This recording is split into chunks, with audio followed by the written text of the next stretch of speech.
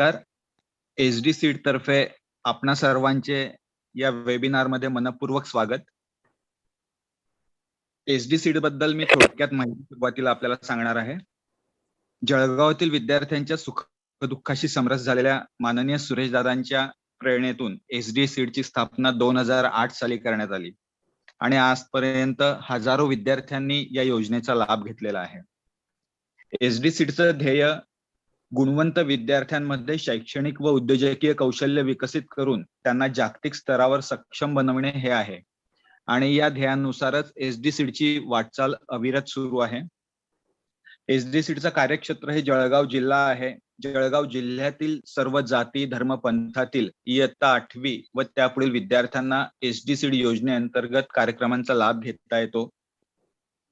संस्थेच्या रचनेबद्दल थोडक्यात सांगतो.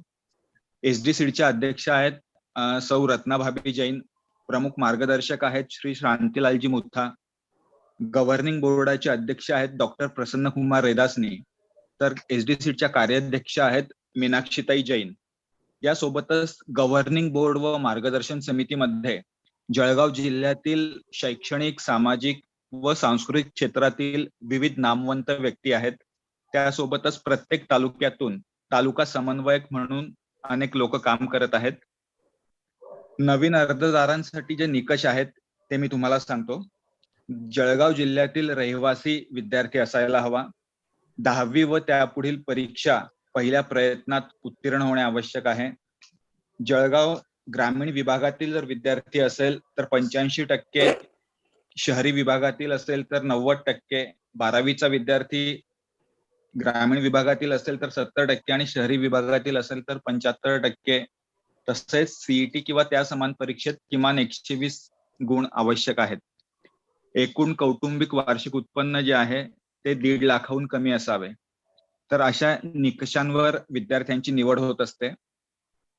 दरवर्षी त्यांचं नूतनीकरण केलं जातं आणि फक्त विद्यार्थ्यांना शिष्यवृत्ती देऊन एसडी सीड थांबत नाही, तर त्यासोबतच विद्यार्थी हिताचे असंख्य कार्यक्रम एसडी सीड तर्फे राबवले जातात.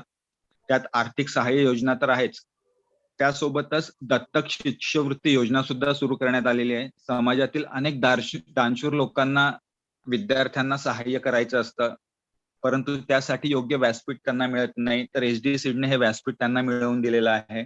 अनेक लोक या व्यासपीठाचा उपयोग करून विद्यार्थ्यांना दत्तक घेत आहेत.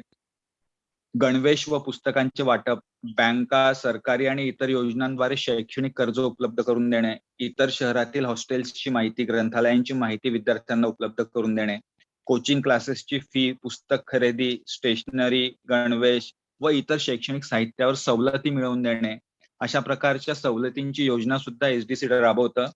ज्ञान यज्ञासारखे ई न्यूज लेटरही एसडी सीड चालवतं. त्यासोबतच दरवर्षी तज्ज्ञ समुपदेशकांकडून करिअर मार्गदर्शन केले जाते. प्रशिक्षणाचे विविध कार्यक्रम केले जातात.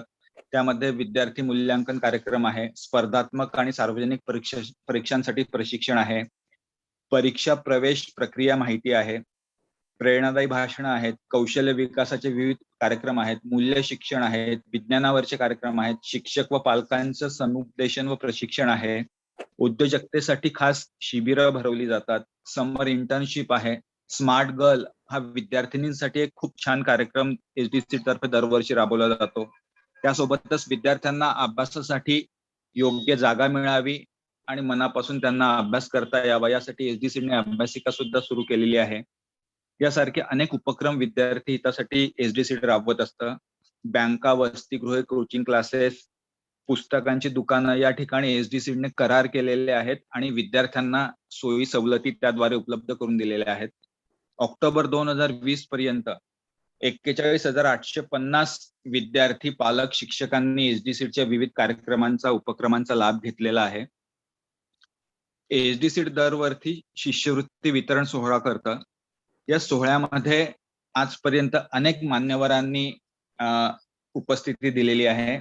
यामध्ये आहेत श्री हनुमंतरावजी गायकवाड, BVS चे प्रमुख, लोकमत मीडिया ग्रुपचे प्रमुख विजयजी दर्डा, चाणक्य मंडळचे श्री अविनाश धर्माधिकारी, माजी कुलगुरू मुंबई विद्यापीठ डॉक्टर राजन वेळुकर, माजी कुलगुरू उत्तर महाराष्ट्र विद्यापीठ PP पाटील सर, ज्येष्ठ साहित्यिक व भोसला मिलिटरी स्कूलचे संचालक प्राध्यापक प्रकाश पाठक, कुलगुरू मराठवाडा विद्यापीठ डॉक्टर पंडित विद्यासागर, स्नेहालयचे प्रमुख डॉक्टर गिरीश कुलकर्णी, नामांकित वैज्ञानिक डॉक्टर आनंद कर्वे, ज्येष्ठ साहित्यिक व संशोधक सुनील कुमार लवटे, ज्येष्ठ साहित्यिक डॉक्टर कैलासवासी शंकर पुणतांबेकर, प्रसिद्ध वैज्ञानिक रघुनाथ माशेलकर, नियोजन आयोगाचे माजी सदस्य डॉक्टर नरेंद्र जाधव, माजी कुलगुरू डॉक्टर NK ठाकरे, ज्येष्ठ साहित्यिक कैलासवासी श्री MB शाह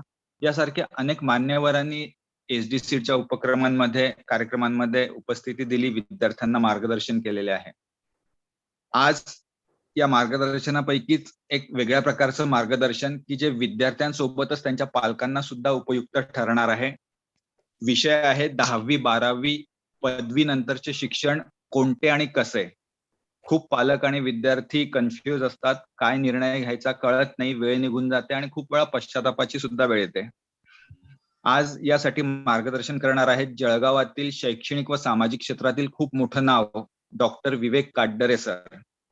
विवेक काटडरे सरांबद्दल सांगायचं तर ते PhD आहेत, CA आहेत, DISA MPhil सारखे अनेक कोर्स सुद्धा त्यांनी केलेले आहेत, अनेक पदव्या मिळवलेल्या आहेत आणि त्यांची एक वेगळी ओळख म्हणजे ते खूप छान समुपदेशक सुद्धा आहेत. अनेक विद्यार्थ्यांचं जीवन त्यांनी बदलवून टाकलं. योग्य करिअरची निवड कशी करावी या संदर्भात विद्यार्थ्यांना पालकांना ते समुपदेशनही करत असतात. विविध विषयांवर कार्यशाळा घेतात.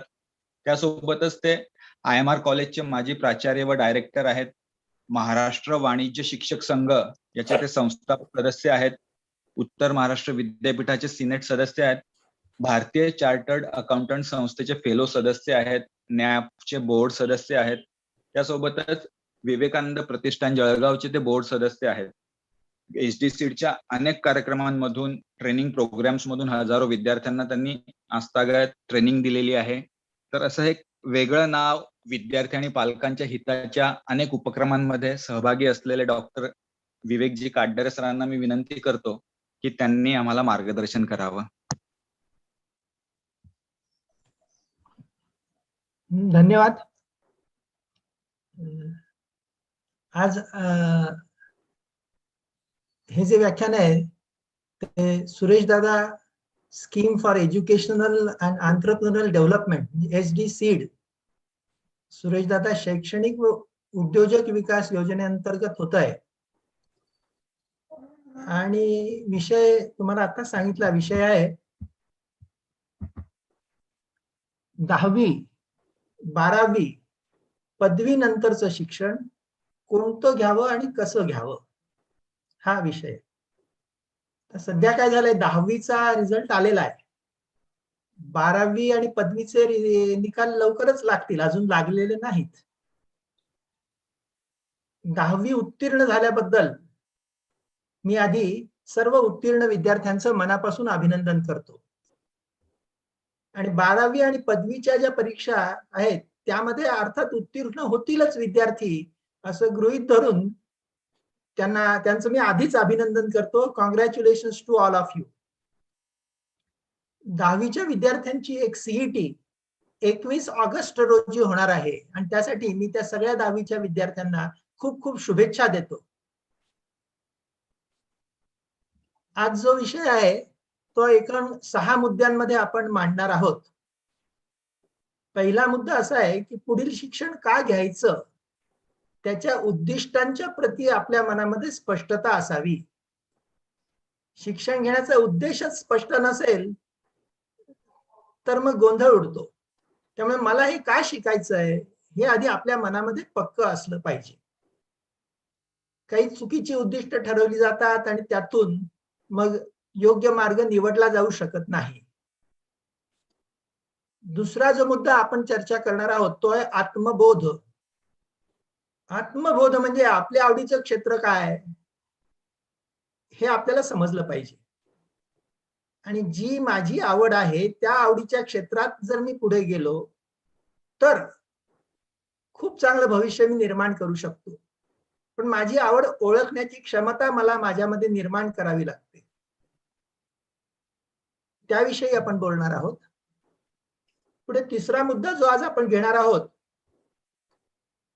तो म्हणजे कोणत्या क्षेत्राला आजच्या काळात अधिक मागणी आहे. सामान्य लोकांचं म्हणणं असं असतं की ज्या क्षेत्राला मागणी आहे त्या क्षेत्रात घुसा, त्या क्षेत्रात प्रवेश घ्या, म्हणजे मग आपलं भविष्य चांगलं होईल. त्यावर सुद्धा आपण विचार करणार आहोत. चौथा आणि सगळ्यात महत्वाचा मुद्दा म्हणजे स्वयंअध्ययन. आता तुम्ही 10वी पास झालेला आहात किंवा 12वी किंवा पदवी पास होणार आहात, म्हणजे वय वर्ष 15 किंवा त्यापेक्षा अधिक वयाचे तुम्ही आहात. तुम्हाला वाचता येतं, तुम्हाला सगळ्यांना लिहिता येतं.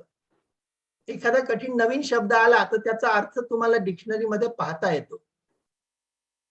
आणि तुम्हाला शिकायचं असेल तर ते स्वतः शिकता येतं. कोणतीही गोष्ट 4दा वाचली की नीट लक्षात येते, समजते. त्यामुळे स्वयंअध्ययन हे सगळ्यात महत्वाचं आहे आणि तो बऱ्यापैकी दुर्लक्षित राहिलेला भाग आहे. त्यामुळे त्याविषयी देखील आपण बोलणार आहोत. 5वा मुद्दा जो घेणार आहे तो आहे प्रत्यक्ष काम करून शिकणं. पुस्तक वाचून शिकणं, व्याख्यान ऐकून शिकणं हे तर आतापर्यंत होतच ना. तर यापुढे प्रत्यक्ष काम करून आपल्याला शिकायचं आहे हे लक्षात घ्या. 6वा आणि सगळ्यात महत्वाचा आणखीन मुद्दा म्हणजे पालकांप्रती कृतज्ञता आपल्या मनामध्ये पाहिजे. आता 15 वर्षाच्या वयापेक्षा जास्त आपलं वय आहे, 15 वर्ष पालकांनी आपलं पालन पोषण केलं, तर यापुढे सुद्धा त्यांच्याचकडून सतत अपेक्षा करत राहणं हे फारसं उचित नाहीये. आणि त्या दृष्टीने पालकांप्रती कृतज्ञता का बाळगावी याविषयी देखील आपण बोलणार आहोत. तर पहिला जो मुद्दा आहे तो म्हणजे पुढील शिक्षण का घ्यायचं, त्याच्या उद्दिष्टांप्रती आपल्या मनामध्ये स्पष्टता असली पाहिजे. पुढे तर शिकायचं आहे, पण कशासाठी शिकायचं आहे. आज जी आपल्याला उद्दिष्ट दिसतात लोकांच्या मनामध्ये, त्यांची एक यादी मी तयार केलेली आहे आणि ती मला अशी दिसते पहा. चरितार्थ चालवता यावा, पैसे कमवता यावे म्हणून शिकलं पाहिजे. काही जण नोकरी मिळवण्यासाठी औपचारिक शिक्षण घेतात. त्या बँकेत नोकरी करायची तर बँकेच्या परीक्षा द्या. म्हणजे शिकल्याशिवाय, म्हणजे परीक्षा दिल्याशिवाय नोकरी मिळणार नाहीये म्हणून शिकावं लागतंय, नाईलाज आहे, असं काहींचं म्हणणं आहे. काही जण म्हणतात की शिकलं की प्रतिष्ठा मिळते म्हणून मला शिकायचं आहे. काहींना आपलं जीवनमान उंचावायचं असतं. जी काही सध्याची परिस्थिती आहे त्यातून बाहेर पडायचं आहे, गरिबीतून बाहेर पडायचंय, अज्ञानातून बाहेर पडायचंय म्हणून मला शिकायचं, असं काहींचं म्हणणं असतं. काही जण दुसरा पर्याय नाही म्हणून शिकवतात, स्कूलिंग बाय डिफॉल्ट.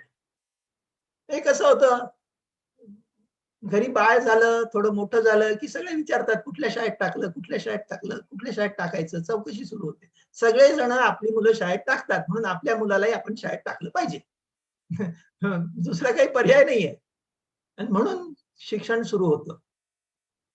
वेळ घालवण्याचं साधन म्हणून शिक्षण हा एक नवीन गोष्ट मला लक्षात आली. Waiting room education. म्हणजे काही मुलींची लग्न होईपर्यंत त्या नवऱ्याकडच्या मंडळींना, मुलाकडच्या मंडळींना सांगता यावं यासाठी ते म्हणतात हा पीजी करते, आता एमए करते सध्या. मुलीला काही शिकायचं नाही आहे, पण ते आता सांगितलं पाहिजे काहीतरी. घरी बसली असं म्हणणं योग्य दिसत नाही, म्हणून वेटिंग रूम एज्युकेशन. समाजात प्रस्थापित रूढी पालन करण्यासाठी शिक्षण. एक रूढी पडलेली आहे, शिकलं पाहिजे म्हणून शिक्षण. कौटुंबिक परंपरा चालवण्यासाठी शिक्षण. काहींचे आजी आजोबा शिकलेले असतात, आई वडील शिकलेले असतात, तर मला शिकलंच पाहिजे बा आता म्हणून शिकलं जातं. काही मुली चांगला नवरा मिळाला पाहिजे आणि बरीच मुलं चांगली बायको मिळाली पाहिजे म्हणून शिकतात. काही जण फुकट मिळतंय म्हणून शिक्षण घेतात. काही खर्च नाहीये ना, विनामूल्य आहे, वरून स्कॉलरशिप मिळते, मग शिकायला काय हरकत आहे, असा काहींचा दृष्टिकोन असतो. आई वडिलांच्या आग्रहाखातर काही विद्यार्थी शिक्षण घेतात. तर काही जण असे पण असतात की ज्यांच्याकडे भरपूर पैसे आहेत आई वडिलांकडे, मग ते म्हणतात शिक तू, तुला काय अडचण आहे, शिक तू. इतर काही सुचत नाही म्हणून शिक्षण घ्यायचं. मग असं आहे. भेडचाल शिक्षण. भेड म्हणजे मेंढी, बकरी. जशी एका मेंढीच्या मागून दुसरी मेंढी जाते, तसं पहिला शिकतो म्हणून दुसरा शिकतो. भेडचाल शिक्षण हा एक प्रकार बऱ्यापैकी आपल्याकडे पाहायला मिळतो. तर अशी काही शिक्षण घेण्याची सध्याची उद्दिष्ट माझ्या लक्षात आलेली आहेत. पण या हेतूंमुळे काय होत आहे की आपल्याला रोजगारी दिसते, रोजगार मिळत नाही लोकांना असं दिसतं, असमाधान दिसतं. आणि ते जर टाळायचं असेल तर आपल्याला शिक्षणाचे नवे हेतू विचारात घ्यावे लागतील. आणि शिक्षणाचे नवे हेतू विचारात घेतले की मग नवीन नवीन हेतूंसाठी घेतलेलं शिक्षण हे समाधान देणारं होऊ शकेल. With changed objective result will also change. त्यामुळे शिक्षण का घ्यायचं त्याची उद्दिष्ट आपण बदलली पाहिजेत आणि ती काय असावी ते थोडक्यात तुमच्या बरोबर मी शेअर करतो. स्वतःची प्रतिभा म्हणजे आपलं टॅलेंट आणि आवड म्हणजे लाइकिंग शोधण्यासाठी शिक्षण. खरं म्हणजे एक प्रश्न प्रत्येकाला पडतो, हु एम आय, मी कोण आहे? तर त्याचं एक उत्तर असं पण येतं बरं का, आय एम माय लाइकिंग, माझी आवड म्हणजे मी आहे. पण माझी आवड शोधली पाहिजे मी, त्यासाठी मी शिकतोय, आवड शोधण्यासाठी शिकणे. जगण्याचे हेतू समजून निश्चित व्हावे म्हणून शिक्षण घ्यायचं. मी का जगतोय? की जन्म झालाय आणि मरेपर्यंत जगावं लागतं, मग त्यात काहीतरी करावं लागतं म्हणून शिकतोय, असं नसावं. मला का जगायचंय हे जर कळलं तर मला काय शिकायचंय आणि का शिकायचंय हे पण समजू शकतं. आत्मविश्वास, स्व आदर, आत्मसन्मान, साहस, छंद यांच्या विकसनासाठी शिक्षण घ्यायचं आहे. म्हणजे आपला कॉन्फिडन्स वाढला पाहिजे, आपलं सेल्फ एस्टीम वाढलं पाहिजे, आपल्या काही हॉबीज असल्या पाहिजेत, आपण ऍडव्हेंचरस असलं पाहिजे, म्हणून आपल्याला शिकलं पाहिजे. म्हणजे शिकण्याचे हे हेतू असू शकतात. जीवनाच्या विविध क्षेत्रामध्ये स्वयंपूर्णता, आत्मनिर्भरतेसाठी आणि जीवन व्यवस्थापन कौशल्य आत्मसात करण्यासाठी शिक्षण. बघा, फार महत्वाचा हेतू आहे. आत्मनिर्भरतेसाठी, स्वयंपूर्णतेसाठी शिक्षण. कायम आई वडिलांवर अवलंबून राहायचं नाहीये, आपल्याला आपल्या पायावर उभं राहायचंय. शिकणं पण आपल्या पायावर झालं पाहिजे, आर्थिकदृष्ट्या आपण आपल्या पायावर उभं राहिलं पाहिजे, भावनिकदृष्ट्या आपण आपल्या पायावर उभं राहिलं पाहिजे. या स्वयंपूर्णतेच्या प्राप्तीसाठी आपल्याला शिकायचं आहे. आणि जगावं कसं चांगल्या पद्धतीने, जीवन व्यवस्थापन कौशल्य जे आहेत ती आत्मसात करण्यासाठी शिक्षण. आमच्या वेळी बालभारतीच्या पुस्तकावर एक चित्र असायचं की ती दोन आनंदी मुलं दाखवली आहेत पहा, हसतायत अगदी, औत्सुक्य आहे. मरेपर्यंत असं उत्साही, आनंदी, समाधानी आणि चैतन्यपूर्ण राहण्यासाठी आपल्याला शिकायचं आहे. म्हणजे शिकण्याचा हेतू काय आहे? उत्साह आहे. म्हणजे आपण अभ्यास करताना आपल्याला उत्साह वाटला पाहिजे बरं. उत्साही, आनंदी, समाधानी, चैतन्यपूर्ण राहण्यासाठी शिकणं. The purpose of education is to enable us to develop to the fullest that which is inside us. Live your full potential, जे आपल्या आतमध्ये आहे, आपल्यामध्ये जे बीज आहे त्या बीजाचा पूर्ण विकास व्हावा यासाठी आपण शिकलं पाहिजे. Raising intellectual, emotional, social, spiritual quotient is the goal of true education. बौद्धिक दृष्ट्या, भावनिक दृष्ट्या, सामाजिक दृष्ट्या आणि आध्यात्मिक दृष्ट्या विकसित होण्यासाठी आपण शिकलं पाहिजे. म्हणजे विल्यम नावाचे एक अमेरिकन विचारवंत आहेत, त्यांचं म्हणणं असं आहे की the true purpose of education is to make minds and not careers. म्हणजे फक्त चरितार्थ चालवण्यासाठी आपण शिकत नाहीये, आपलं मन चांगलं व्हावं, मन शुद्ध व्हावं म्हणून आपण शिकतोय. मन मजबूत व्हावं हे फार आवश्यक आहे. आज पोल्युशन हा जिवंत विषय आहे, महत्वाचा विषय आहे. Soil pollution, air pollution, water pollution वगैरेचा विचार हा केला जातो, पण सगळ्यात जास्त भीतीदायक, सगळ्यात जास्त धोकादायक अशा प्रकारचं जे पोल्युशन आहे ते माइंड पोल्युशन. मन जर प्रदूषित असेल तर आपण आनंदी राहू शकत नाही. आणि त्यामुळेच मनशुद्धीसाठी शिक्षण, मन मजबूतीसाठी शिक्षण. बघा, एक वर्तुळ दाखवली आहेत काही. व्यक्ती म्हणजे स्व, मग त्या वर्तुळाच्या बाहेर आणखीन एक मोठं वर्तुळ आहे कुटुंबाचं, त्या बाहेर आणखीन एक मोठं वर्तुळ आहे समाजाचं, त्याच्या बाहेर एक मोठं वर्तुळ आहे राष्ट्राचं, आणि मग विश्वाचं वर्तुळ आहे.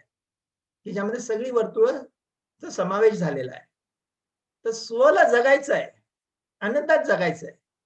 आणि का जगायचंय तर सर्वांसाठी जगायचंय, सर्वसाठी जगायचंय. सर्व म्हणजे काय? कुटुंब, समाज, राष्ट्र आणि विश्व हे सर्वांमध्ये मोडतात.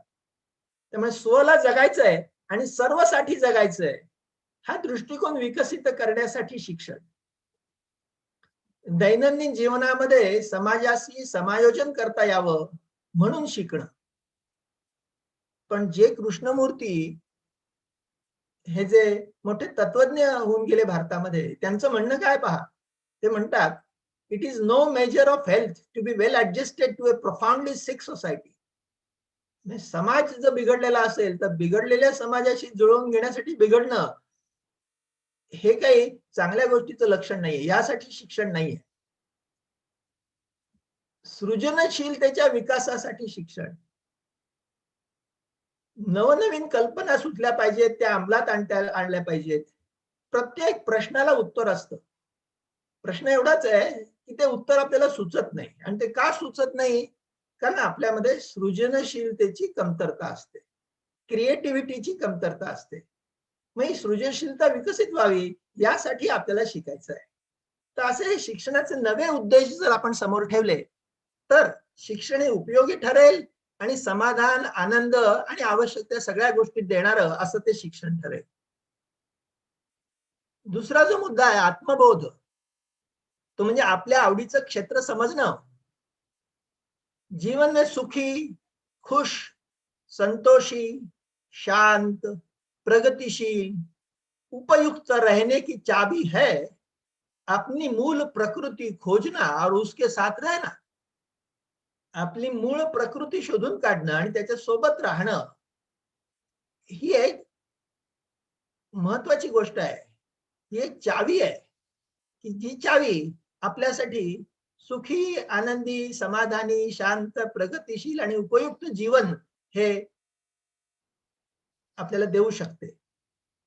ओशोंचं म्हणणं असं आहे, रजनीशांचं म्हणणं असं आहे की कोई आदमी चाहे लाखों चीजें जान ले, कोई आदमी चाहे लाखों चीजें जान ले, चाहे वह पूरे जगत को जान ले, लेकिन अगर वह स्वयं को नहीं जानता तो वह अज्ञानी है. आपण सगळ्या जगाची माहिती मिळवली पण आपल्याला स्वतःविषयीच माहिती नसेल तर आपण अज्ञानी आहोत, असं ओशोंचं म्हणणं आहे. केवळ अनुकरणाने कधीच प्रगती होऊ शकणार नाही. म्हणून कोणाचंही अंधानुकरण करू नका. कोणतंही काम घाईने, कोणाच्याही दबावाखाली करू नका. अंधानुकरण उचित नव्हे. राजाचा पोशाख परिधान केला म्हणून कुणी राजा होऊ शकत नाही आणि सिंहाचं कातडं पांघरलेलं गाढव कधीच सिंह होऊ शकत नाही. घाबरून केलेल्या कामाचा काही उपयोग होत नाही. जेव्हा तुम्ही दुसऱ्याच्या प्रभावाखाली असता तेव्हा तुम्ही तुमचं स्वातंत्र्य गमावतात. तुमची विचारशक्ती, कल्पकता, आत्मविश्वास हळूहळू लोप पावतो. तुमच्या आत जे काही आहे ते स्वतःच्या परिश्रमाने प्रकट करा, असं स्वामी विवेकानंदांचं म्हणणं आहे. म्हणजे तुमच्या आत जे काही आहे ते स्वतःच्या परिश्रमाने प्रकट करा. सफलतेचा खजिना परमचैतन्य म्हणजेच आत्मबोध. ज्यांना आपल्या दडलेलं आवडीचं क्षेत्र सापडलेलं नाही त्यांनाच विकल्प, पर्याय, अनिर्णायकता आणि दुःख असतात. बघा, आपल्या आवडीचं क्षेत्र ज्यांना सापडत नाही ते सगळे गोंधळलेले असतात.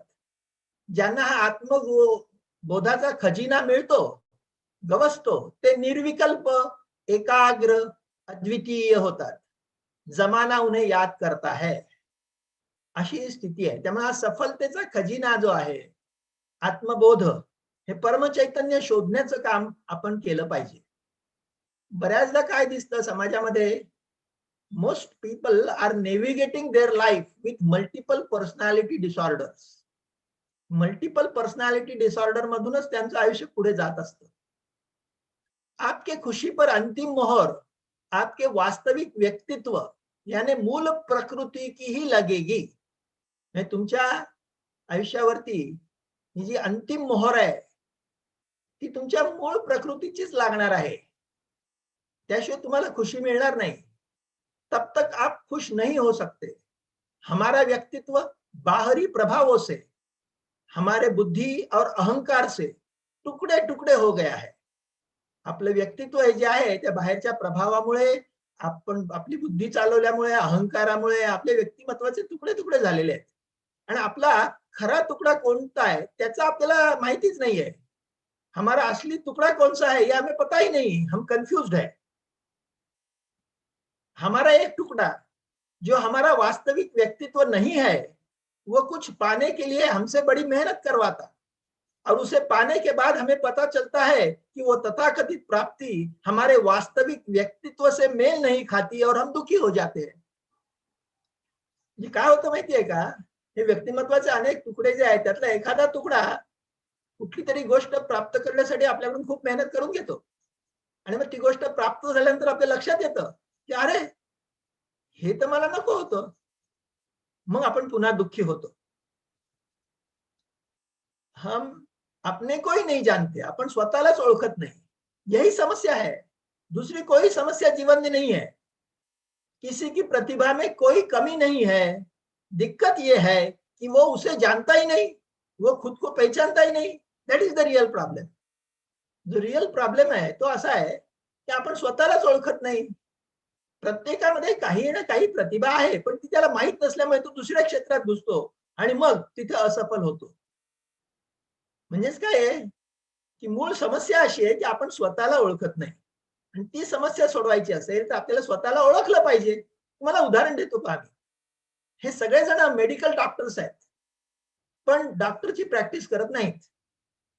ते अभिनयामध्ये रमलेले आहेत. बघा, doctor Girish Oak, doctor Shriram Lagoo, doctor Mohan Agashe, doctor Jabbar Patel, doctor Amol Kolhe, doctor Kashinath Ghanekar, doctor Nilesh Sable, doctor Rajesh Aher.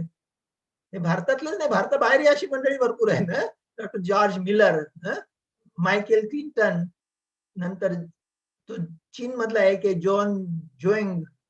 हे सगळे जे माणसं आहेत ना, ही मेडिकल डॉक्टर आहेत, हुशार आहेत, पण एकदा डॉक्टर तर झाले.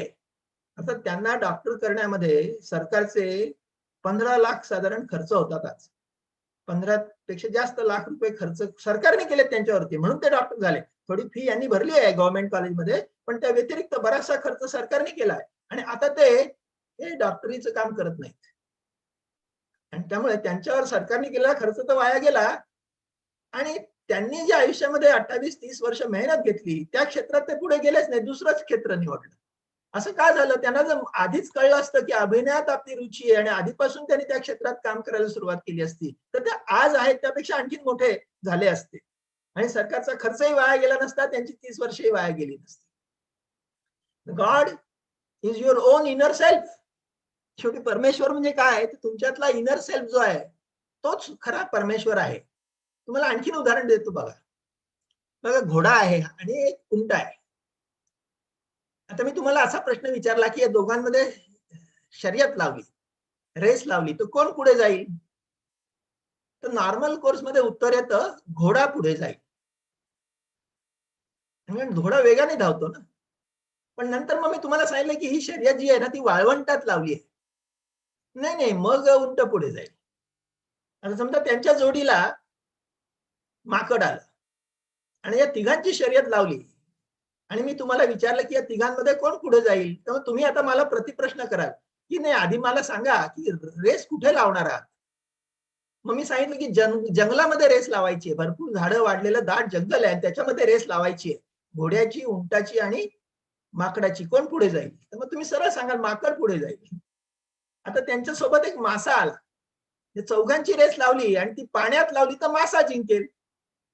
म्हणजेच काय, तर मैदानावर जर स्पर्धा असेल तर घोडा जिंकेल, वाळवंटात स्पर्धा असेल तर उंट जिंकेल, जंगलामध्ये स्पर्धा असेल तर माकड जिंकेल, आणि पाण्यामध्ये स्पर्धा असेल तर अर्थात मासा जिंकेल. म्हणजेच प्रत्येकामध्ये विजयी होण्याची क्षमता आहे, प्रत्येकाचा विषय वेगळा आहे. हेच तर मी तुम्हाला सांगतोय की तुमच्या प्रत्येकामध्ये विजयी होण्याची क्षमता आहे, तुमचा प्रत्येकाचा विषय वेगळा आहे, आणि तो विषय ओळखा.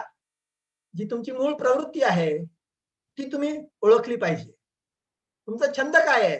जर आपला छंद हाच जर आपला अभ्यास विषय आणि व्यवसाय झाला तर त्यापेक्षा अधिक चांगली गोष्ट कोणतीच नाही असं म्हटलं जातं. आपला छंद, आपली आवड, आपणास कमी वयातच समजणं यासारखं महत्भाग्य दुसरं नाही. प्रत्येक व्यक्ती अद्वितीय आहे. प्रत्येकाची गती वेगवेगळ्या क्षेत्रात असते. आपलं सामर्थ्य क्षेत्र बालपणीच समजलं तर उर्वरित आयुष्यात त्या क्षेत्रात आपण प्रचंड प्रगती करू शकतो. त्यामुळे आज सार्वत्रिक रूपात दिसणारा भरकटलेपणा, निराशा आणि उद्वेग सुद्धा कमी होऊ शकतो. आणि त्यामुळे आपला छंद काय, आपली आवड काय ते आपल्याला शोधायचं आहे. त्यासाठी शोधायचं म्हणजे आपल्याला सर्च करावं लागेल ना, शोधावं लागेल ना ते. आपल्याला प्रयत्न करावे लागतील आणि त्यासाठी मी तुम्हाला एक असाइनमेंट देतोय. मग ती असाइनमेंट काय आहे? तर स्वतःचं आधी आपण निरीक्षण केलं पाहिजे. घरच्यांचा, मित्रांचा अभिप्राय घ्यायचा आहे, पण निर्णय आपण घ्यायचा आहे. तुम्ही स्वतःला हे प्रश्न विचारू शकता. कोणतं काम करताना वेळ कसा गेला हे कळत नाही.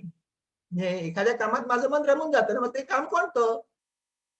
कोणती कामं तुम्ही स्वतःहून करता? आता सांगितलं तर आपण काम करतो, पण स्वतःहून आपण काय करतो? कोणती स्वप्न तुम्हाला प्रेरणा देतात?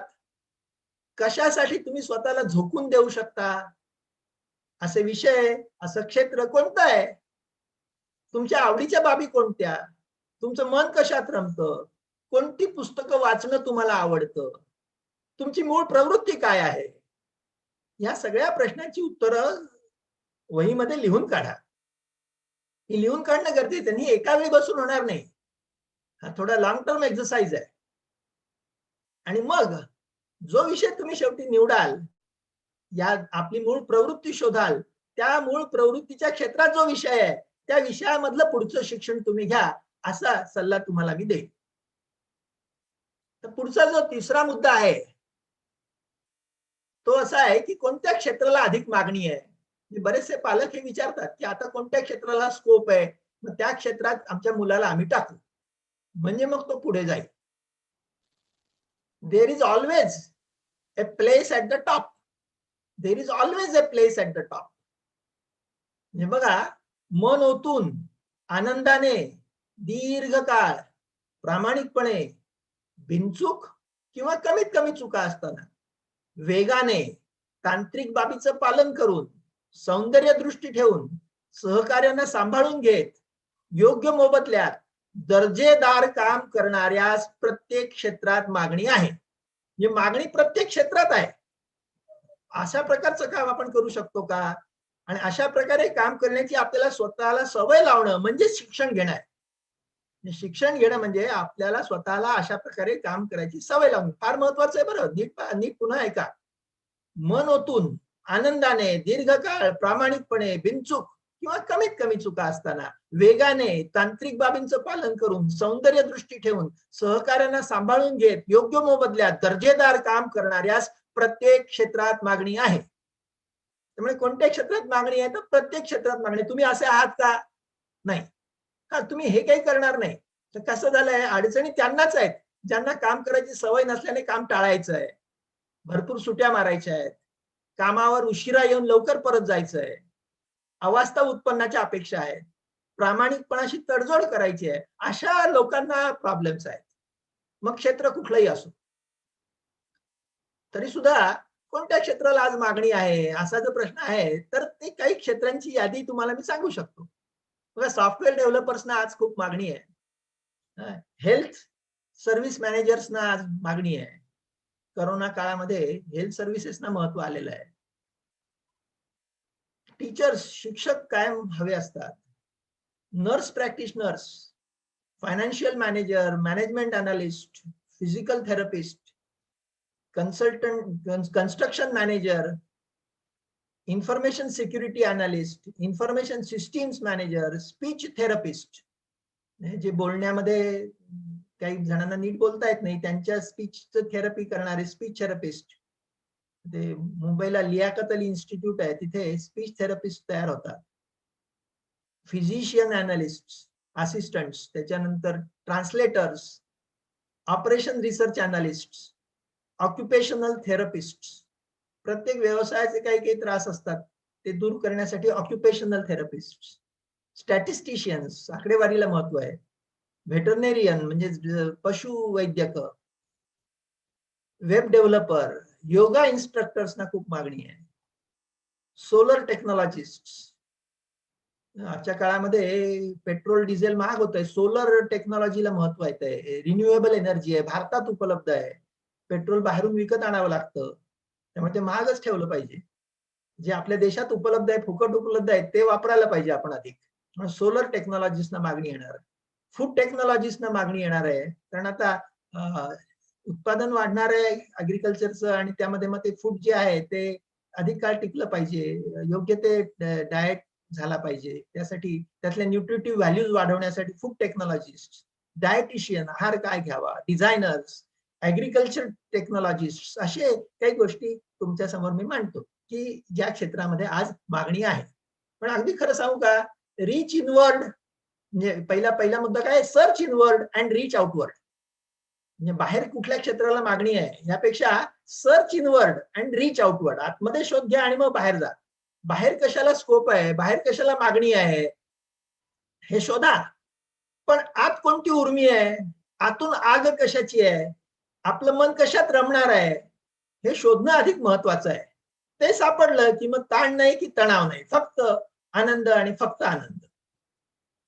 बघा, भेड़चाल मत चलो, भेड़चाल मत चलो, अपने रास्ते चुनो, अपने हाथों से तुम अपने सपने बुनो, भीड़ क्या कह रही उसकी तुम ना सुनो, दिल तुम्हारा तुम सिर्फ उसकी सुनो, तुमको तुमसे ना बेहतर कोई जानता, तुमको तुमसे ना बेहतर कोई जानता, तुमको खुद से ना बेहतर कोई मानता, जिसको खुद की ही मंजिल पता है नहीं, उसका कैसे हो सकता है खुशियों से नाता. त्याच्यामुळे हे शोधणं आपल्याला फार आवश्यक आहे. आणि बाहेर तर ठीक आहे, बाहेर कोणत्या गोष्टींना स्कोप आहे ते मी तुम्हाला सांगितलं की there is always a place at the top. तुम्ही उत्कृष्ट जे काम करू शकता त्या सगळ्या क्षेत्रातल्या कामांना मागणी आहे, पण त्यातल्या त्यात काही क्षेत्र मी तुम्हाला आता सांगितली. चौथा मुद्दा जो आहे तो आहे स्वयं अध्ययन, व्हॅल्यू ऑफ सेल्फ स्टडी. स्वयं अध्ययनाचा, सेल्फ स्टडीचं महत्व खूपच आहे हो.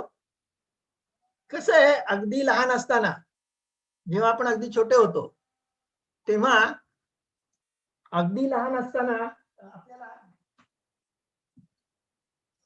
समजत नव्हतं फारसं. शिक बाळा तू, असं कोणतरी सांगणारा असावं लागत होतं.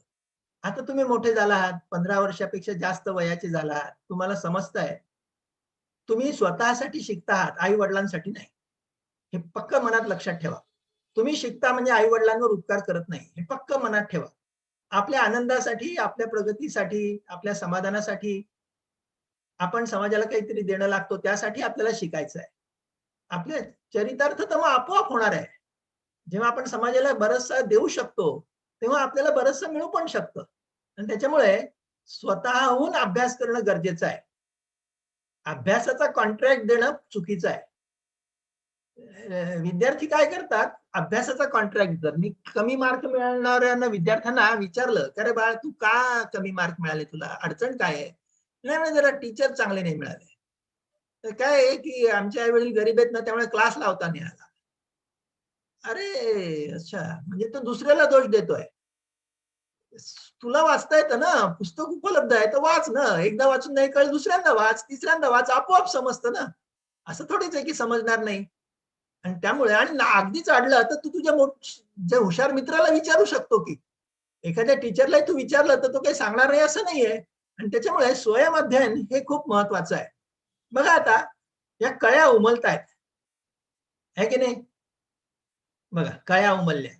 आता या कळ्या उमलण्यासाठी काही क्लास लावतात का? नाही लावत ना. हे पक्षी आहेत बघा, हे पक्षी घरटी बनवतात. पक्षी घरटी बनवण्याचे क्लास लावतात का? नाही. पण किती सुंदर घरटी बनवतात पहा. Who teaches the chick to come out of the egg. या कोंबडीच्या पिलाला अंड्यातून बाहेर कसं पडावं हे कोणी शिकवलं? It comes out on its own instinct, on its own initiate. स्वतःच्या इन्स्टिंक्टद्वारे, स्वतःच्या इनिशिएटिव्हद्वारे ते पिलू हे अंड्यातून बाहेर येतं. मग हा स्वतःचा इनिशिएटिव्ह, स्वतःचे इन्स्टिंक्ट तुमच्यामध्ये पण आहेत ना, आणि त्यामुळे त्याचा उपयोग हा करायला पाहिजे. वनस्पती आणि पशुपक्ष्यांमध्ये माणूस अधिक उत्क्रांत आणि उन्नत समजला जातो, खरंय की नाही? वनस्पती आणि पशु पक्षी जर स्वतःहून शिकू शकतात तर इच्छा असल्यास माणसाला सुद्धा सर्व काही शिकता येतं. शिकण्यासाठी माणसाला खूप साधनं उपलब्ध आहेत. तो पाहून, ऐकून, वाचून, अनुभवून, दुसऱ्यांना शिकवून शिकू शकतो. शिकण्याची इच्छा सर्वात महत्वाची. If you have the will to learn, you can learn anything and everything. सगळ्या गोष्टी तुम्हाला शिकता येऊ शकतात. Self learner learns on self initiative. In self study, a student sets his goal, chooses his area of study, gets self motivated, focuses attention on studies, finds out the sources of help, seeks and takes help, makes self assessment, improves the methodology of learning, enjoys studying and develops. असं हे आहे. स्वयं अध्ययन करणारा जो आहे ना, तो स्वतःच पुढाकार घेऊन शिकतो. तो स्वतःची उद्दिष्ट निश्चित करतो. स्वतःच्या शिक्षणाचा जो एरिया आहे, कोणत्या क्षेत्रात शिकायचंय ते निश्चित करतो. स्वतःलाच स्वतः प्रेरणा देतो. आपल्या अभ्यासावर लक्ष केंद्रित करतो आणि कुठल्या मार्गांनी आपल्याला मदत मिळू शकेल ते सगळे मार्ग शोधतो, तिथून मदत घेतो. स्वतःचं मूल्यमापन करतो आणि शिकण्याची पद्धत अधिकाधिक चांगली करण्याचा प्रयत्न करतो. शिकणं आनंदाचा अनुभव घेतो शिकण्यामध्ये आणि मग स्वतःचा विकास करून घेतो. असं हे आहे.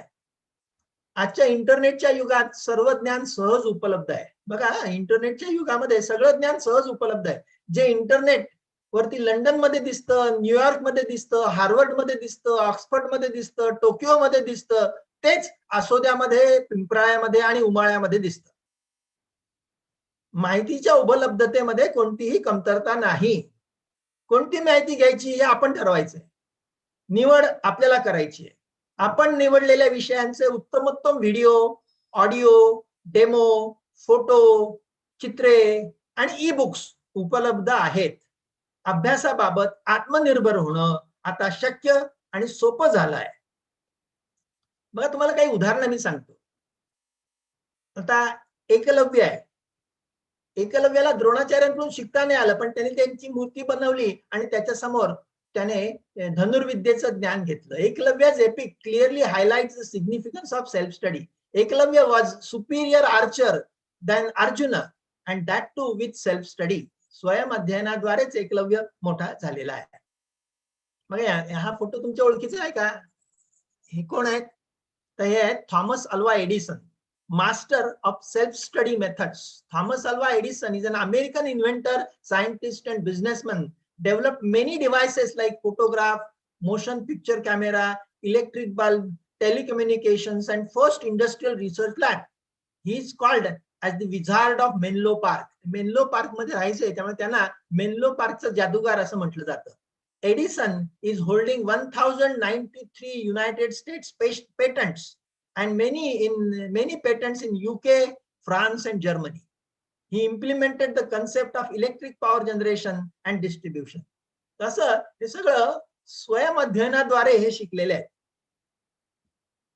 आणखीन एक उदाहरण पहा. एक छोटा मुलगा होता. A school boy was teacher scolded the school boy for not paying attention to his mathematics and not being able to solve simple problems. She told him that he would not become anybody in life. आयुष्यात तू काही फारसा मोठा होऊ शकणार नाही असं त्या टीचरने सांगितलं. तुला काही छोटी छोटी गणिते सोडवता येत नाही. आणि मग हा माणूस पुढे कोण आहे माहितीये का ह्याला? The boy went on to become Albert Einstein. Albert आइन्स्टाईनचे हे फोटो आहेत सगळे. तो 4 वर्षाचा असताना, 14 वर्षाचा असतानाचा, 45 वर्षाचा आणि 72 वर्षाचा असतानाचे फोटो आहे. All time great self study master. स्वयं अध्ययनाद्वारे मोठा झालेला हा माणूस आहे. Albert Einstein was an ethnically Jewish German-born physicist. He is best known for his theories of relativity. Einstein received a Nobel Prize in 1921 in physics for his services to theoretical physics and especially for his discovery of the law of photoelectric effect. तसा हा जो Einstein आहे हा स्वयं अध्ययनाचं खूप मोठं उदाहरण आहे. आणखीन एक मोठं उदाहरण आहे बघा आपल्या डोळ्यासमोर. स्वयं अध्ययन म्हणजे FY नंतर त्यांनी कॉलेज सोडून दिलं and this is the richest man in the world, owner of Microsoft, a self-taught person. स्वयं अध्ययन करून शिकलेला हा माणूस आहे. आपल्याकडे तुम्ही म्हणाले परदेशातले उदाहरण, हा आपल्याकडचं उदाहरण आहे बघा. बहिणाबाई आहेत ह्या. बहिणाबाईंचं आसोद्यामध्ये राहणाऱ्या, was a Marathi poetess born in Asoda in Jalgaon district, has been an early widow. लहानपणीच त्यांचे यजमान वारले आणि विधवा झाल्या त्या. दो बहिणाबाई वॉज इलिटरेट, शाळेत गेल्या नव्हत्या. She was an accomplished poetess. She verbally composed her poems in ovi form and her son Sopandev wrote them down on paper. Her poems reflected her minute observations of nature and human life. They displayed her sense of subtle humor and much wisdom. तशा बहिणाबाई आहेत बघा, या शाळेत गेलेल्या नाहीत. यांच्या कवितांवरती अनेक लोकांनी PhD मिळवलेली आहे आणि आज आपल्या उत्तर महाराष्ट्र विद्यापीठाला बहिणाबाई चौधरींचं नाव दिलं गेलं आहे. त्यांनी स्वयं अध्ययनाद्वारेच, स्वयं ऑब्झर्वेशन म्हणजे सेल्फ ऑब्झर्वेशन त्यांनी केलं. ऑब्झर्वेशन त्यांनी केलं, ऐकलं त्यांनी, जगाकडे पाहिलं त्यांनी, शहाणपण शिकल्या त्या आणि आपल्या मनामधून ज्या त्या भावना त्यांच्या निर्माण होत होत्या त्या लिहिल्या गेल्या कवितेच्या रूपामध्ये आणि सोपानदेवांनी ते लिहून घेतल्या आणि बहिणाबाई एवढ्या मोठ्या झाल्या. ह्या केवळ स्वयं अध्ययनामुळे मोठ्या झालेल्या आहेत. Overcome the addiction of classes and tuitions. त्यामुळे मी तुम्हाला एक विनंती करतो की हे जे क्लास लावण्याचं ऍडिक्शन आहे आणि ट्युशनचा अतिरिक्त भर दिला जातोय आणि प्रचंड पालकांचा पैसा त्याच्यावर खर्च होतोय, त्या ऍडिक्शन पासून दूर व्हा. तुमच्यामध्ये पुष्कळ क्षमता आहे. तुम्ही एका ठिकाणी बसून वाचा तर खरी 4 वेळा, आपोआप समजेल तुम्हाला. हळूहळू सवय लागेल आणि नंतर आधी 4 वेळा वाचून समजेल, नंतर 3 वेळा वाचून समजेल, नंतर 2 वेळा वाचून समजेल, नंतर एकदा वाचून समजेल, नंतर तुम्ही एक पाठी व्हाल. हे सगळं होणार आहे, हे सगळं शक्य आहे. तेव्हा शक्य आहे की जेव्हा तुम्ही स्वतःला आजमावून तर पहा, त्यासाठी वेळ तर द्या, त्यासाठी मेहनत तर घ्या. त्यामुळे स्वयं अध्ययन हा उत्तम मार्ग आहे आणि ह्या क्लासेसच्या आणि ट्युशन्सच्या ऍडिक्शन मधून स्वतःला बाहेर काढा. चौथा जो महत्वाचा मुद्दा आहे की जो सांगणं खूप आवश्यक आहे, खूप महत्वाचं आहे, अर्न व्हाईल यू लर्न. प्रत्यक्ष काम करून शिका. प्रत्यक्ष काम करून शिका, पैसे मिळवून शिका. हे फार आवश्यक आहे. काम तर आयुष्यभरच करायचंय रे. आता शिकायचं वय आहे तर तुम्ही फक्त पुस्तकं वाचा आणि शिका आणि परीक्षात पास व्हा. असा हा जो सल्ला काही जण देतात तो अत्यंत चुकीचा सल्ला आहे. काम करणं आणि शिकणं हे दोन्ही आयुष्यभर करायचं आहे. काम करून आपण शिकतो आणि शिकून आपण काम अधिक चांगल्या प्रकारे करतो. हे काम केलं की मी शिकतो आणि मग शिकलो की मी अधिक चांगल्या प्रकारे माझं काम करू शकतो. काम करणं आणि त्याद्वारे पैसे कमवणं हा शिकण्याचा उत्तम मार्ग आहे. म्हणजे शिकण्यासाठी पैसे खर्च करण्यापेक्षा शिकण्यासाठी पैसे कमावून शिका. तुम्ही पैसे खर्च करून का बरं शिकता? पैसे कमावून शिका. हे एक मार्ग चांगला आहे आणि शिकणं मात्र आयुष्यभर चालणार आहे. खरं तर कसं आहे, तुमची नाडी चालू असेल तर तुम्ही जिवंत आहे, हे सगळं जुनं झालं, हे सगळं डॉक्टरचं म्हणणं झालं. प्रत्यक्षात काय माहितीये का, लर्निंग इज लिव्हिंग. जो शिकतोय तो जिवंत आहे, जो शिकत नाही तो मृत आहे. When you stop learning you stop living, असं ते आहे. बघा, शिकणं एक तर कॉलेजला जाऊन आणि प्रत्यक्ष काम करून, ही 2 चाकं आहेत आणि हे दोन्ही गोष्टींमध्ये आपल्याला बॅलन्स केला पाहिजे. हे दोन्ही गोष्टी केल्या पाहिजे. फक्त कॉलेजला जाईन, सकाळी 7:30 ला कॉलेज सुरू होतं, 10:30 ला संपतं, दिवसभर चकाट्या पिटेन, काही उपयोग नाही याचा. 7:30 ते 10:30 कॉलेज करा, नंतर दुसरीकडे काम करा, त्या संबंधित काम करा. तुम्ही ज्या विषयात शिकताय त्या विषयाच्या संबंधित काम तुम्ही करा. पहिल्यांदा पैसे मिळणार नाहीत, ठीक आहे, 6 महिन्यानंतर पगार सुरू होईल, चालेल ना, पण प्रत्यक्ष काम करून शिका आणि मग थिअरॉटिकल पण शिका. दोन्ही गोष्टी ह्या आवश्यक आहेत. मग चार्टर्ड अकाउंटंटचा आमचा जो कोर्स आहे ना, तो खूप छान कोर्स आहे, खूप चांगला कोर्स आहे. याच्यामध्ये 3 years of practical work under the supervision of practising chartered accountant. 3 वर्ष काम करणं अपेक्षित आहे. तुम्ही CA व्हायचं असेल तर तुम्हाला 3 वर्ष काम करावंच लागतं आणि त्यासोबत अधिक 3 परीक्षा द्याव्या लागतात. 3 examinations. First is foundation, second one is intermediate and third one is final. या 3 परीक्षा 3 वर्षात द्यायच्या. फायनलची परीक्षा ही 3 वर्षाचा अनुभव संपल्यानंतर देता येते आणि फाउंडेशन परीक्षा पास झाल्यानंतरच प्रॅक्टिकल ट्रेनिंगला सुरुवात होते. आणि या संपूर्ण भारतामध्ये याचं टीचिंग असं इन्स्टिट्यूट मार्फत केलं जात नाही. No teaching, only self study. आज भारतामध्ये 3,75,000 चार्टर्ड अकाउंटंट्स आहेत. म्हणजे 135 कोटी लोकांमध्ये फक्त 3,75,000 चार्टर्ड अकाउंटंट्स आहेत आणि सगळेजण उत्पन्न मिळवत आहेत आणि खुश आहेत. त्याचबरोबर जे पास झाले नाहीत, सीए जॉईन केलं पण मग फायनल एक्झाम पास झाले नाहीत किंवा इंटरमिजिएट पास झाले नाहीत, असे सुमारे 15 लाख लोक भारतामध्ये आहेत.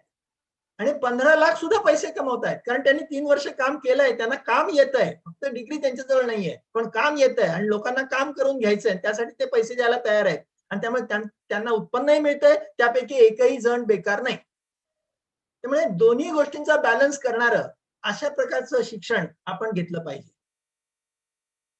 Life is all about practical, not just a theory. आयुष्य हे व्यावहारिक आहे, ते फक्त पुस्तकी नाही आहे. असं कोण म्हणतं माहितीये का? सत्यनारायणजी गोयंका, की ज्यांनी is the propagator of Vipassana meditation in India, Myanmar मधून विपश्यना भारतामध्ये ज्यांनी आणली, त्या सत्यनारायणजी गोयंकांचं म्हणणं असं आहे की life is all about practical and not just theory. बघा गदी माडगुळकर काय म्हणतात पहा, बिन भिंतीची उघडी शाळा, लाखो इथले गुरु, झाडे वेली पशु पाखरे यांची गोष्टी करू, बघू बंगला या मुंग्यांचा, सूर ऐकूया या भुंग्यांचा, फुला फुलांचे रंग दाखवित फिरते फुलपाखरू, बिन भिंतीची शाळा उघडी, लाखो इथले गुरु. आपण अनेकांकडून शिकू शकतो ना, फक्त कॉलेजला न शिकता येतं हा गैरसमज आहे. प्रत्यक्ष काम करून आपण चांगल्या प्रकारे शिकू शकतो. दोन्ही गोष्टी पाहिजेत, कॉलेजलाही जा आणि प्रत्यक्ष कामही करा. Earning for learning and learning for earning, दोन्ही गोष्टी या परस्परावलंबी आहेत. रॉबर्ट कियोसाकी यांचं काय म्हणणं, पुष्कळ फायनान्सवरची पुस्तकं लिहिलेली आहेत. त्यांचं म्हणणं असं आहे, आर्थिक शहाणपणावरची पुस्तकं लिहिलेली आहे, फायनान्शियल प्रुडन्स वरती त्यांचं म्हणणं असं आहे, when you are young work to learn, work to learn. शिकण्यासाठी काम करा. अगदी श्रीमंत पालक असतील ना, त्यांच्या पाल्यांनी सुद्धा काम करून पैसे मिळवले पाहिजेत, श्रीमंत असतील तरी सुद्धा. कारण काय माहितीये का, त्याची कारण पण तुम्हाला देतो ना मी. आत्मनिर्भरतेचा मार्ग केव्हाही उत्तम. पालकांवर आपण डिपेंडंट असता कामा नये. आत्मविश्वास त्यामुळे वाढतो. प्रत्यक्ष काम करून शिकणे हा शिकण्याचा सर्वोत्तम मार्ग आहे. मला जर पोहायला शिकायचं असेल तर मी पुस्तक वाचून पोहणं शिकू शकत नाही, मला प्रत्यक्ष पाण्यामध्ये उडी मारावीच लागेल. मला सायकल चालवायची असेल, सायकल चालवण्यास शिकण्यासाठी मी सायकल कशी चालवावी हे पुस्तक वाचून शिकू शकत नाही, मला सायकल हातात घ्यावीच लागेल, ती चालवावी लागेल, त्यात मी पडेन, पुन्हा मी उठेन आणि मग मी शिकेन. प्रत्यक्ष काम करून शिकणं हा शिकण्याचा सर्वोत्तम मार्ग आहे. याने अहंकार कमी होतो. आम्ही शिकलेलो आहे असा पुष्कळांना अहंकार असतो बा, कारण त्यांनी प्रत्यक्ष काम केलेलं नसतं, त्याच्यामुळे हा अहंकार वाढायला लागतो. प्रत्यक्ष काम केल्याने कौशल्य आणि शहाणपण प्राप्त होतं. बारीक सारीक गोष्टी ज्या पुस्तकात नाही लिहिलेल्या त्या प्रत्यक्ष काम करताना लक्षात येतात. आपलं व्यक्तिमत्व वेगळं आहे, आपल्याला वेगळे प्रश्न पडणार आहेत, दुसऱ्यांना वेगळे प्रश्न पडणार आहेत. सगळेच प्रश्न पुस्तकात सोडवलेले नसतात आणि त्यामुळे आपले प्रश्न आपल्याला पडले की आपण ते कसे सोडवायचे ते पाहू शकतो आणि शिकू शकतो. कोणताही पुस्तकी अभ्यास जो आहे तो व्यवहार चतुरतेशिवाय अपूर्ण आहे. व्यवहार चतुरता ही खूप महत्वाची आहे. आणि कोणताही पक्षी किंवा प्राणी आपल्या आई वडिलांवर फार अल्पकाळ अवलंबून असतो. माणूस हा प्राणी मात्र आपल्या आई वडिलांवर जास्तीत जास्त अवलंबून राहायचा प्रयत्न करतो आणि पुन्हा त्यांच्यावर रुबाब करण्याचा प्रयत्न करतो. आणि हे चूक आहे, हे तुम्ही कधीच करू नका अशी मला तुम्हाला विनंती करायची आहे. बघा, balance is the key to life. अगदी हत्ती सुद्धा बॅलन्स साधू शकतो एवढा मोठा. तर तुम्ही तर माणसं आहात, तुम्हाला पण बॅलन्स साधण्याची कला ही शिकावीच लागेल. Students dilemma need to be balanced. काय आहे की स्कूल क्लास बॅलन्स पाहिजे, क्लास लावायचा का शाळेत जायचं असा काहीतरी संभ्रम असतो, त्यात बॅलन्स झाला पाहिजे. स्टडी स्पोर्ट्स बॅलन्स, खेळणं आणि अभ्यास करणं याच्यात बॅलन्स पाहिजे. प्रत्येकाने खेळलंच पाहिजे, दिवसातून किमान 1 तास खेळलं पाहिजे. कारण आपल्याला आपल्या शरीरात मरेपर्यंत राहायचंय आणि ते शरीर उत्तम ठेवायचं असेल तर खेळ हा सगळ्यात चांगला मार्ग आहे. टेक्स्टबुक आणि गाईड याच्यामध्ये बॅलन्स ठेवला पाहिजे. केअर अँड एन्झायटी म्हणजे काळजी घेणे आणि काळजी करणे या दोघांमध्ये बॅलन्स ठेवला पाहिजे. हॉबीज अँड स्टडी म्हणजे आपले छंद आणि आपला अभ्यास यात बॅलन्स पाहिजे. म्हणून मी म्हटलं तुम्हाला की तुमचं अभ्यासाचं क्षेत्र हे तुमच्या छंदाचंच असेल तर मग अडचण येत नाही. फ्रेंड्स अँड आयसोलेशन, एकटं राहावं का मित्रांमध्ये राहावं याच्यामध्ये पण बॅलन्स पाहिजे. टेस्ट, न्यूट्रिशन, चव आणि पौष्टिकता याच्यामध्ये बॅलन्स पाहिजे. टीव्ही पाहणं, व्हॉट्सअप, सोशल मीडियावर राहणं आणि अभ्यास याच्यात बॅलन्सची गरज आहे. इन्कम आणि एज्युकेशन याच्यात बॅलन्स पाहिजे. आपल्या आई वडिलांचं उत्पन्न किती आहे त्यानुसारच आपण आपल्या शिक्षणाच्या अपेक्षा ठेवाव्या त्या दृष्टीने. काही पुष्कळ मुलं मी पाहतो फार नाराज असतात की आई वडील पुण्याला पाठवत नाहीत. अरे त्यांचं उत्पन्न कमी आहे किंवा त्यांना सध्या तुम्हाला पुण्याला पाठवणं योग्य वाटत नाही. ठीक आहे ना, ऐका ना जरा. करिअर आणि हाऊस ड्युटीज, अभ्यास करणं आणि घरातली कामं करणं याच्यामध्ये बॅलन्स पाहिजे. घरातली कामं केलीच पाहिजेत ना. अभ्यासाला तो पर्याय नाही. अभ्यासासोबत घरातली कामं आवश्यक आहेत. Successful life is balance life. Balance between knowing and doing. माहित असणं आणि प्रत्यक्ष अंमलात आणणं याच्यामध्ये बॅलन्स पाहिजे. थिअरी आणि प्रॅक्टिकल ऍप्लिकेशन याच्यात बॅलन्स पाहिजे. इमोशन्स आणि लॉजिक, भावना आणि तर्क याच्यात बॅलन्स पाहिजे. फिजिकल हेल्थ आणि मेंटल हेल्थ, शारीरिक प्रकृती आणि मानसिक प्रकृती याच्यामध्ये सुद्धा आपल्याला संतुलन साधलं पाहिजे. आयडियालिझम अँड प्रॅग्मॅटिझम, आदर्शवाद आणि वास्तववाद याच्यामध्ये आपल्याला संतुलन साधलं पाहिजे. Community living and individual freedom, व्यक्तिगत स्वातंत्र्य आणि समाजामध्ये समायोजन याच्यामध्ये आपल्याला नेहमीच समन्वय साधता आला पाहिजे. Inner growth and outer growth, आपली आंतरिक विकास आपला आणि म्हणजे आध्यात्मिक विकास आणि बाह्य म्हणजे मटेरियलिस्टिक विकास याच्यामध्ये सुद्धा बॅलन्स आपल्याला साधता आला पाहिजे. आणि यासाठी प्रत्यक्ष काम करून हे सगळं शक्य आहे. प्रत्यक्ष काम केलं की हे आपण आपोआप शिकतो. पुन्हा एकदा रॉबर्ट कियोसाकी काय म्हणतात पहा, change your focus from making money to serving. People make more money by serving. By serving one can earn money. सेवा देण्यावरती जर कॉन्सन्ट्रेशन केलं तर, पैसे मिळण्यामागे कॉन्सन्ट्रेशन केलं तर आपण पैशाच्या मागे धावलो तर पैसा पुढे जातो, आपल्या हातात येत नाही. पैसा पुढे पळतो, आपण मागे पळतो, आपल्या हातात तो येत नाही. आपण सेवा द्यायला लागलो, सेवा देणं वाढवलं, मनापासून सेवा द्यायला लागलो की आपोआप पैसे मिळायला लागतात. आणि people make more money by serving. सेवा देऊन अधिक पैसे मिळू शकतात. हे पक्क मनात ठेवा. प्रश्नांवरती लक्ष केंद्रित नका करू, उत्तरांवर केंद्रित करा. Don't just narrate problems, focus on solutions. बघा तुम्हाला एक उदाहरण देतो मी. हा सावजी ढोलकिया आणि गौरीबेन ढोलकिया यांचा मुलगा द्रव्य ढोलकिया यांचं एक उदाहरण देतो मी. त्यांचं काय म्हणणं आहे बघा. 6,000 कोटींपेक्षा ज्यांची उलाढाल जास्त आहे अशा सावजी ढोलकिया यांनी जगाचं लक्ष वेधून घेतलं. कारण त्यांच्याकडे काम करणाऱ्या तब्बल 1200 लोकांना त्यांनी दिवाळी निमित्त घरं भेट दिली आणि गाड्या भेट दिल्या. फोर व्हीलर्स, 4 चाकी गाडी आणि घर, असं 1200 त्यांच्या कर्मचाऱ्यांना त्यांनी भेट दिली आणि त्यामुळे त्यांचं नाव प्रकाशात आलं.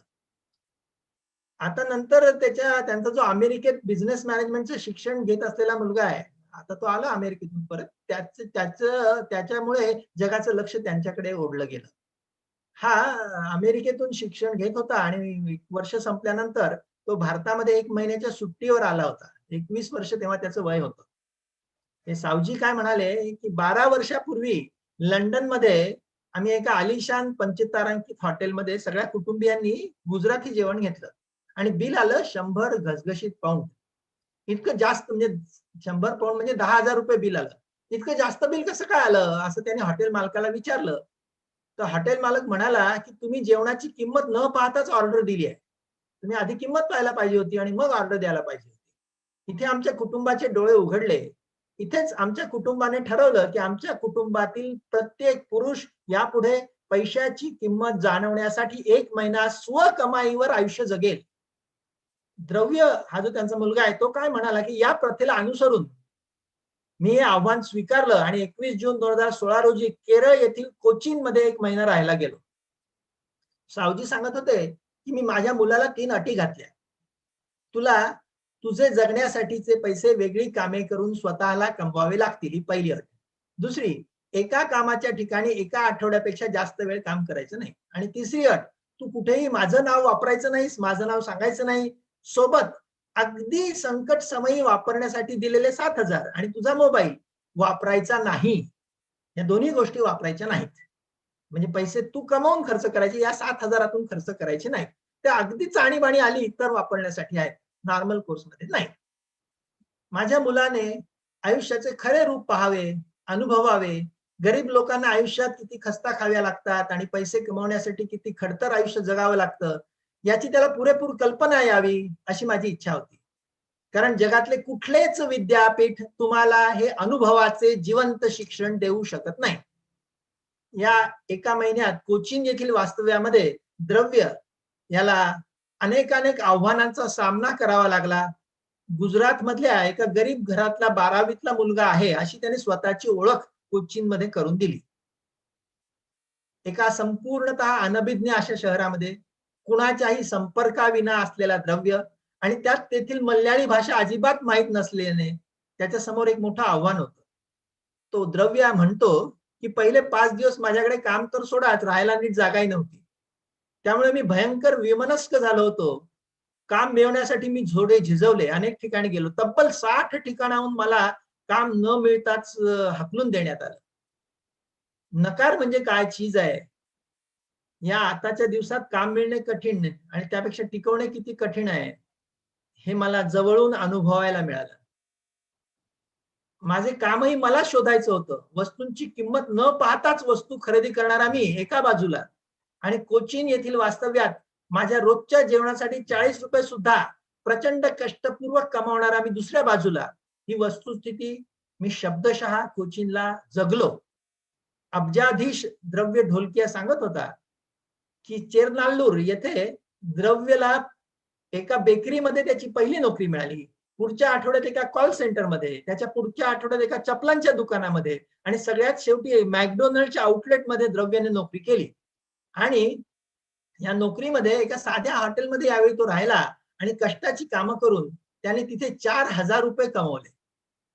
बघा, ₹7000 खर्च, मूळ दिलेले खर्च नाही केले, अजून 4000 कमवले. 5 ऑगस्ट 16 रोजी द्रव्य त्याच्या पुढील शिक्षणासाठी पुन्हा एकदा अमेरिकेतल्या पेस विद्यापीठात दाखल झाला.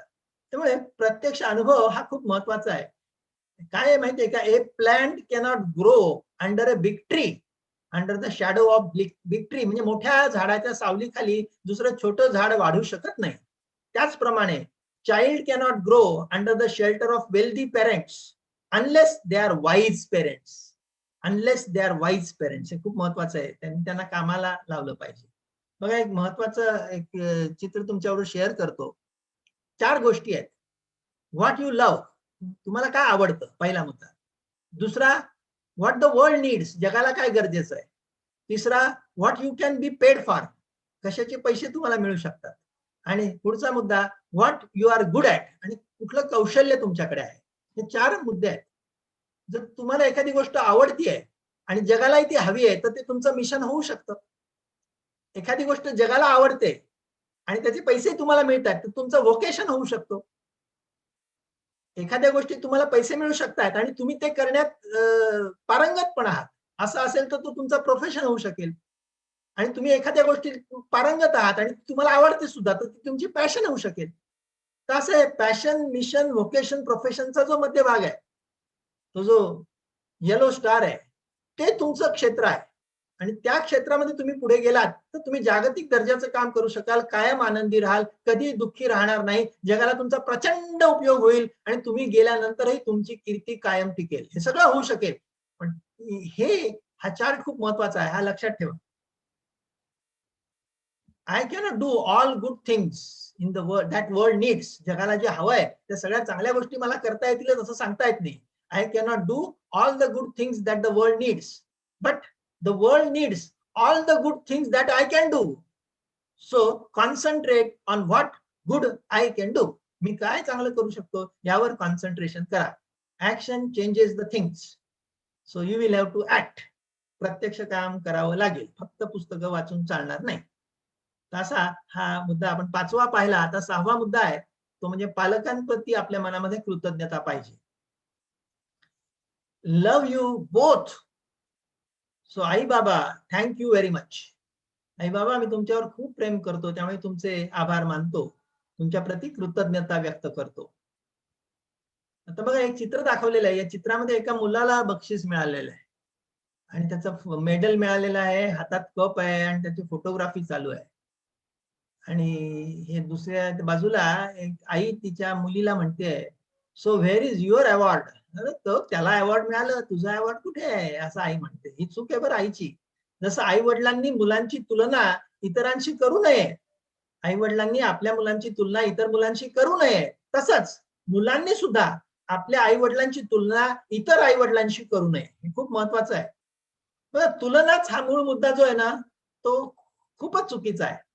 बघा, तुम्हाला एक उदाहरण देतो मी. अजय जो आहे, तर अजयची उंची 74 इंच आहे. म्हणजे 6 फूट 2 इंच उंचीचा अजय आहे. अजयची उंची आहे 6 फूट 2 इंच आणि अतुलची उंची आहे 5 फूट 8 इंच, म्हणजे 68 इंच आहे. अजयची उंची 74 इंच, अतुलची 68 आहे. दोघेही वेगवेगळ्या उंचीच्या ठोकळ्यावर उभे असल्याने वरून पाहिलं तर तुलना चुकीचा निष्कर्ष दाखवते. आता वरून पाहिलं तर तुमच्या काय लक्षात येईल की बा अतुल उंच आहे. प्रत्यक्षात तसं नाहीये. 100% तुमच्यासारख्या स्थितीत असणारा दुसरा कोणी नाही. म्हणजे तुमच्यासारखी असणारी स्थिती म्हणजे ठोकळा. सारखे ठोकळे सगळ्यांचे नसतातच. त्यामुळे प्रत्येक जण वेगवेगळ्या उंचीच्या ठोकळ्यावर उभा असतो आणि म्हणून तुलना करायचीच नाही. आणि केली तर त्याचा निष्कर्ष चुकीचाच निघतो, असा याचा अर्थ आहे. स्वतःची कुणाशी कधीच तुलना करू नका. यापूर्वी कधीही 100% तुमच्यासारखा माणूस नव्हता, आता नाही आणि पुढे कधीच निर्माण होणार नाही. फार महत्वाचं बरं, नीट लक्षात घ्या. तुम्ही स्वतःची तुलना कुणाबरोबरही करू नका. यापूर्वी कधीही 100% तुमच्यासारखा माणूस नव्हता, आता नाहीये आणि पुढेही असणार नाही. तुम्ही अद्वितीय आहात. You are unique. त्यामुळे तुम्ही कोणाशीही तुमची तुलना करू शकत नाही आणि कुणाची नक्कलही करू शकत नाही. संपूर्ण विश्वात कोणीही तुमची भूमिका तुमच्यापेक्षा अधिक चांगल्या प्रकारे करू शकत नाही. त्यामुळे तुम्ही तुमच्या आई वडिलांना सुद्धा 100% स्वीकारा. Accept your parents 100%. आई वडील जसे आहेत तसे त्यांना पूर्णपणे स्वीकारा. आई वडिलांविषयी कोणती तक्रार करू नका. आई वडिलांशी मोकळेपणे बोला, कोणती लपवाछपवी करू नका. आई वडिलांशी इतरांच्या आई वडिलांची तुलना करू नका. म्हणजे तुमच्या आई वडिलांची इतरांच्या आई वडिलांशी तुलना करू नका. बघा, त्याच्या वडिलांनी ट्रिपसाठी पैसे दिले तुम्हीच देत नाही. त्याच्या वडिलांनी त्यांना शिकायला पुण्याला पाठवलं, तुम्ही पाठवत नाही. त्याचे वडील त्याला अमुक देतात, तुम्ही मला देत नाही. अशा प्रकारच्या तुलना कधीही करायच्या नाहीत. आई वडिलांची, आपल्या आई वडिलांची इतरांच्या आई वडिलांशी तुलना करू नका. तुमच्या आई वडिलांची निवड तुमच्याच आत्म्याने केलेली आहे. फार थोडं आध्यात्मिक होत आहे, पण ते खरं आहे. तुमच्या आई वडिलांची निवड ही तुमच्याच आत्म्याने केली आहे. ती तुमची निवड आहे, त्याला दोष देऊ नका. आई वडिलांमधील विसंवादाचा गैरफायदा घेऊ नका. समजा आई वडिलांमध्ये आपसात काही वाद असले तर त्याचा गैरफायदा तुम्ही घेऊ नका. हे बघा महत्वाचं आहे, पुन्हा एकदा मी सांगतोय काय आहे बघा. Accept your parents 100%. आई वडील जसे आहेत तसे त्यांना पूर्णपणे स्वीकारा. आई वडिलांविषयी कोणती तक्रार करू नका. आई वडिलांशी मोकळेपणे बोला, लपवाछपवी करू नका. आपल्या आई वडिलांची इतरांच्या आई वडिलांची तुलना करू नका. तुम्ही तुमच्या आई वडिलांची निवड तुमच्या आत्म्याद्वारे केलेली आहे. आई वडिलांमधील विसंवादाचा, त्यांच्यातील भांडणाचा गैरफायदा घेऊ नका. आई वडिलांनी आपल्याला जन्म दिला आणि आतापर्यंत आपल्याला मरू दिलेलं नाही. आपल्या आई वडिलांनी आपल्याला जन्म दिला, आतापर्यंत त्यांनी आपल्याला मरू दिलेलं नाही. म्हणजे आपण जिवंत आहोत. त्यांची जबाबदारी यापासून पुढे संपली. त्यांच्याकडून अपेक्षा करू नका. त्यांनी काही मदत दिली तर कृतज्ञतेने मदत स्वीकारा. त्यांनी मदतीस नकार दिला तरी आई वडिलांच्या प्रती कृतज्ञता आणि प्रेम वाढतच राहिलं पाहिजे. हे असा सीन काही ठिकाणी दिसतो मला. ओ अडोलेसंट, स्टॉप ब्लेमिंग. मुलांनी वडिलांना आईला दोष देणं थांबवा. हा स्टुडंट्सना मेसेज आहे. Stop expecting, start giving. Stop expecting, अपेक्षा करणं थांबवा. स्टार्ट गिव्हिंग, जी काय मदत देता येईल ती द्या. हा तर फार मोठा विरोधाभास आहे. पालक छोटे आणि पाल्यच मोठा. पालकांवर आरोप करून त्यांना ब्लॅकमेल करणं म्हणजे आत्मघात आहे. It's suicidal. असा आत्मघात करू नका. When you stop accusing and expecting from parents, आई वडिलांना दोष देणं आणि अपेक्षा करणं जेव्हा तुम्ही थांबवता, you get real satisfaction. तुम्हाला खरं समाधान मिळतं. By taking responsibility of your decisions and your life, you get confidence. तुमच्या स्वतःच्या आयुष्याची आणि तुमच्या निर्णयांची जबाबदारी तुम्ही घ्या आणि त्यातून तुम्हाला तुमच्यामध्ये आत्मविश्वास निर्माण होईल. You start developing a feeling of gratitude for whatever help they may give. आई वडिलांनी काही मदत दिली तर त्याच्याविषयी तुमच्या मनामध्ये प्रचंड कृतज्ञता निर्माण होते. You may gate parents appreciation and blessing. आणि त्यामुळे तुम्हाला सुद्धा आई वडिलांकडून कौतुक मिळतं, आई वडिलांकडून आशीर्वाद मिळतात. काही आई वडील तोंडावर कौतुक नाही करत, पण ते आशीर्वाद त्यांच्या आपल्या पाठीशी कायम असतात. असा कॉन्फिडन्स हवा असेल तर हे लक्षात ठेवण्याची गरज आहे. काही वेळेला कसं असतं की आई वडील का आपल्याला आयुष्यभर पुरणारे नाहीत. आई निघून जाते, आई वारते, आई गेल्यानंतर, देवाघरी गेल्यानंतर मग काय होतं बघा. एका कवीने छान म्हटलेलं आहे, ह्याची आई नाहीये सध्या. आई म्हणून कोणी आईस हाक मारी, ती हाक येई कानी मज होय शोककारी. कोणी आईला हाक मारली तर मला फार दुःख होतं, कारण आज माझी आई नाहीये. नोहेच हाक माते मारी कुणी कुठारी, आई कुणा म्हणू मी आई न घरी दारी. सारामुखी पिल्लांच्या चिमणी हळूच देई, गोठ्यात वासरांना ह्या चाटतात गाई. वात्सल्य हे बघुनी व्याकुळ जीव होई, येशील तू घराला परतून केध वागे, येशील तू घराला परतून केध वागे.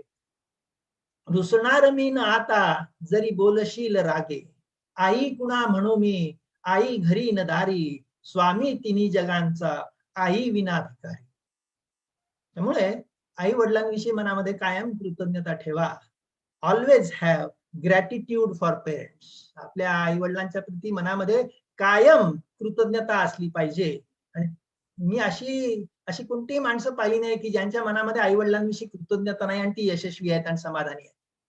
प्रत्येक यशस्वी माणूस, प्रत्येक समाधानी माणूस, प्रत्येक उपयुक्त माणूस, प्रत्येक जगाला काहीतरी देणारा माणूस हा त्याच्या आई वडिलांप्रती कायम कृतज्ञ असतो. आणि ते तुम्ही राहावं अशी माझी तुम्हाला विनंती आहे. मी तुम्हा सगळ्यांना खूप खूप शुभेच्छा देतो. तुम्ही खूप चांगले गुण आता सीईटी मध्ये मिळवा, पुढच्या परीक्षांमध्ये मिळवा.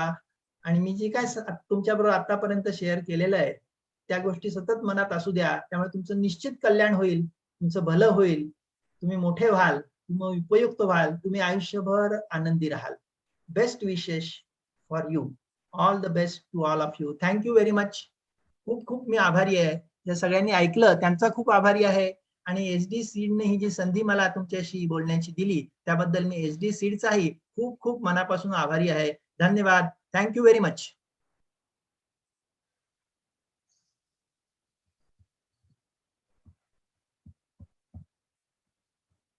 सोमवंशी सरांनी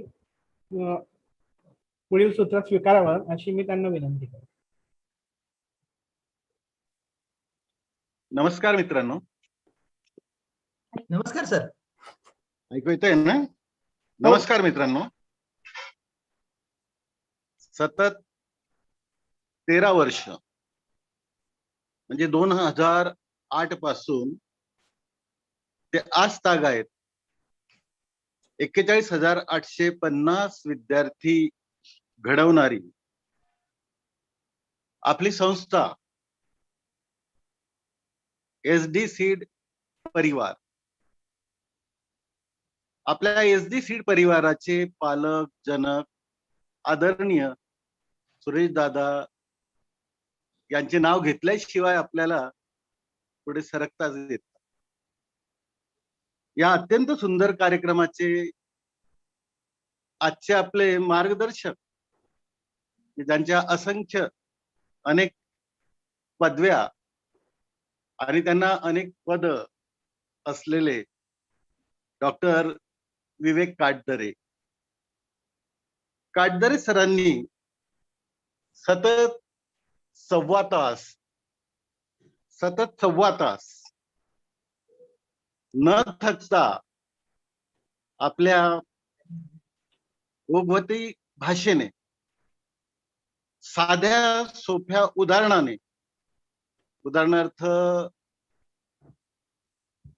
तुम्ही माकड आहात, घोडा आहात, उंट आहात का मासा आहात हे ओळखून मग शर्यतीत उतरा, एवढ्या साध्या भाषेत आपल्या विद्यार्थ्यांना मार्गदर्शन केले. जर आपण स्वतःला ओळखण्यात चुकलो तर आपले सुद्धा डॉक्टर अभिनय करायला लागतील आणि आपला जीवनातला अमूल्य असा वेळ गमवतील. हे अगदी प्रात्यक्षिक उदाहरणांनी काटदरे सरांनी आपल्याला पटवून दिलेलं आहे. म्हणून त्यांचे आपण एसडी सीड मार्फत आभार मानूया.